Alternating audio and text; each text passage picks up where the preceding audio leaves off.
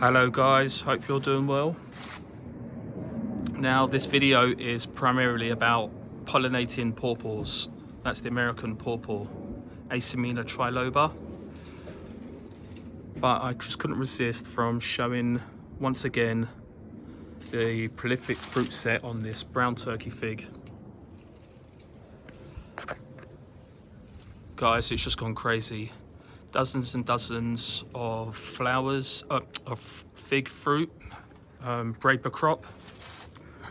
I think the reason why this is set fruit so heavily is the very heavy pruning to the main trunks. Anyway guys, super impressed, and fingers crossed,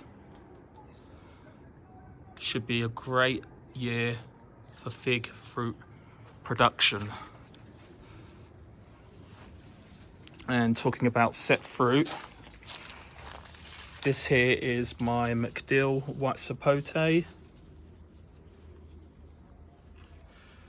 And guys, I'm super happy with how this is performing for me at the moment. Very healthy leaves. And look, the beautiful white sapote fruit just beginning to turn yellow, still hard, but there is a little bit of softness. So I think maybe a week or so, that should be ready. I'll do a longer video of this white sapote and my other white sapote specimens when that's ready. But yeah guys, this here is about pawpaws. Here we have my rather small specimen of Wabash. It has fruited for me guys, produces some of the most delicious fruit. Now one of the reasons I think that this specimen is a lot smaller than some of my other fig pawpaw plants is the rootstock.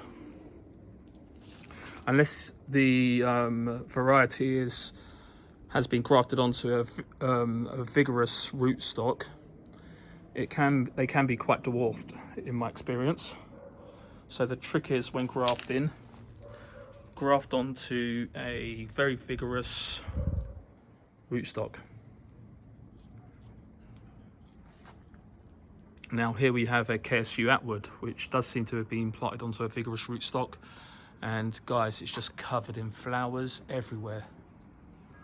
Super happy about that.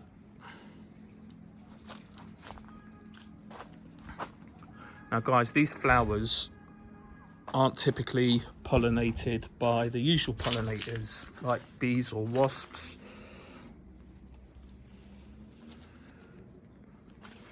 Typically, these flowers are said to be pollinated by a butterfly. I think it's the swallowtail butterfly in the United States.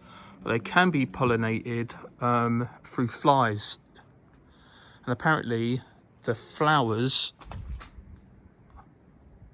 have a rotting smell, rotten carcass smell, which attracts these flies. And the colour is supposed to resemble rotten flesh anyway. I watched a video from the YouTuber Aku Farm, I believe, in the United States.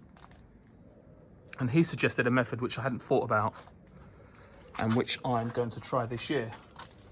Now, he suggested using fish heads. So I popped along to my local Fishmongers. That's the Highbury Fishmongers in Highbury Park. That's 13 Highbury Park. And they were very kind enough to give me this fish head. Guys, that's super generous of them. Typically, I would pollinate pawpaw flowers using this little old paintbrush and go along to each flower.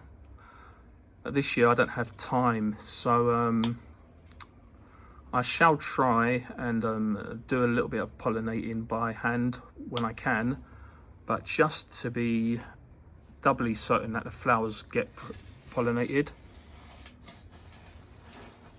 I've been given this fish head. So what I'll do is, I've got these buckets here, these small 1 litre buckets. what I'll do is I'll chop that fish head up, put them in the buckets and hang them from the tree.